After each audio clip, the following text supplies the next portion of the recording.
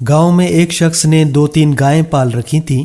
وہ ان کا دودھ بیچ کر پیسے کماتا تھا، مگر وہ اس دودھ کو گوالے کے پاس بیچنے سے پہلے اس میں کافی مقدار میں پانی اور خشک دودھ ملا کر زیادہ کر کے بیچا کرتا تھا، تاکہ اس کے پاس جلد از جلد رقم اکٹھی ہو سکے اور وہ اس کا ایک نیا جانور خرید سکے۔ شام کو جب دودھ والا اسے دودھ لینے آتا تو یہ اسے یہی کہتا کہ بھائی خالص دودھ ہے۔ وہ خالص دودھ سمجھ کر اس سے دودھ خریدتا تھا۔ وہ دودھ والا بھی اس سے دودھ خرید کر راستے سے گزرتے ہوئے نلکے سے پانی لے کر اس میں شامل کر دیتا۔ اس طرح وہ بھی لوگوں کو خالص دودھ کہہ کر بیچتا تھا۔ وہ جن کے پاس دودھ بیچتا تھا ان سے مہینے کے بعد پیسے لیتا اور اس میں سے رقم اس شخص کو بھی دیتا تھا جس سے وہ خود دودھ خرید کر بیچا کرتا تھا۔ اسی طرح اس دودھ والے سے ایک چائے کے کھوکھے والا بھی دودھ خریدا کرتا تھا، اور اس سے دودھ خریدنے کے بعد وہ بھی اس دودھ کو زیادہ کرنے کے لیے اس میں پانی شامل کرتا تھا، اور اس سے دودھ خریدنے کے بعد وہ بھی اس دودھ کو زیادہ کرنے کے لیے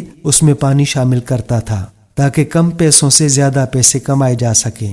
اسی کھوکھے سے وہ شخص بھی اکثر چائے پیتا تھا جو کہ اپنی گائے کا دودھ گوالے کے پاس بیچا کرتا تھا۔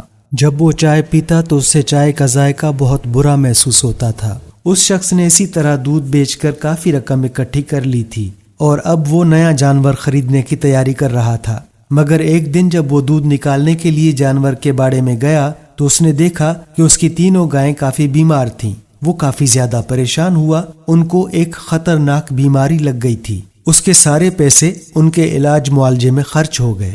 اسی طرح اسے اس کے کیے کی سزا ملی اور اس کی جمع پونجی بھی ان کے علاج میں خرچ ہو گئی، اور اس کے نئے جانور خریدنے کے خواب بھی ٹوٹ گئے۔ اب جو گوالا تھا جو دودھ میں پانی ملا کر بیچا کرتا تھا، ایک دن جاتے ہوئے اس کا ایکسیڈنٹ ہو گیا اور اس کی ساری رقم اس کے علاج میں خرچ ہو گئی۔ اب اسے احساس ہونے لگا کہ اس نے جو دولت لوگوں کو دھوکہ دے کر جمع کی تھی وہ بالکل اسی طرح اس کے ہاتھ سے نکل بھی گئی۔ یہ اپنے گناہ پر بہت پچھتایا اور اللہ سے اپنے گناہ کی معافی مانگنے لگا۔ اسی طرح چائے کے کھوکھے والا شخص جو پانی کی ملاوٹ کر کے لوگوں کو چائے پلاتا تھا، اس کا گھر جس علاقے میں تھا وہاں کافی زیادہ سیلاب آ گیا اور اس کا گھر بھی سیلاب میں بہہ گیا۔ اب وہ خبر سنتے ہی دھاڑے مار کر رونے لگا اور اپنی غلطیوں اور گناہوں پر اللہ سے معافی مانگنے لگا۔ اسی طرح سب نے اپنے اپنے کیے کی سزا پا لی۔ ناظرین، یہ تھی ہماری آج کی ویڈیو۔ امید کرتے ہیں آپ کو پسند آئی ہوگی۔ اگر یہ ویڈیو آپ کو اچھی لگے تو اپنے دوستوں کے ساتھ شیئر کریں، اور اگر ہمارے پیج کو ابھی تک فالو نہیں کیا ہے تو فالو بھی کر لیں تاکہ اس طرح کی مزید دلچسپ اور اصلاحی ویڈیوز آپ تک پہنچتی رہیں۔ اب ہم آپ سے اجازت چاہتے ہیں۔ اللہ حافظ۔